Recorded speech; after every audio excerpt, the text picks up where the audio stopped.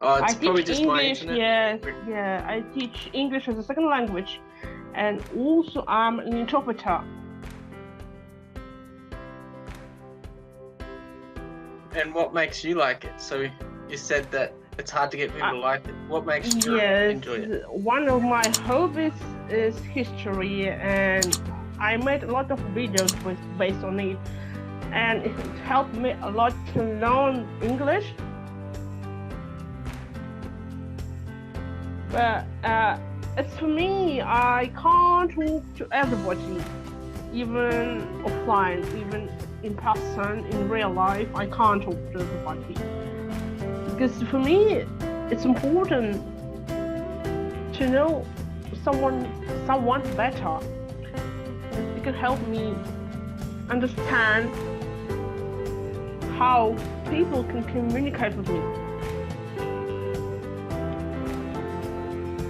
Because first of all, I was invited to Webtalk by one of my friends from Facebook, and I saw Webtalk as a great platform to develop myself as a tutor and as a.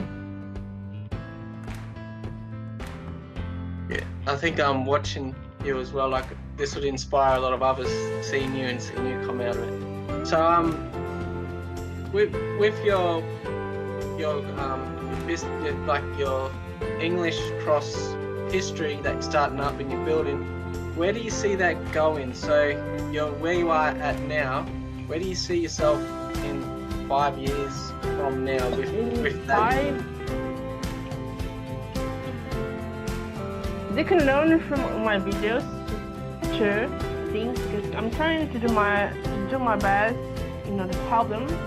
I mean, to make some videos, more videos about how people can learn, how people can develop themselves. Well, not robots. Yeah. Not yet. Yes, maybe in the near future we will definitely true, but right now we can't think They're pushing for it in the same way.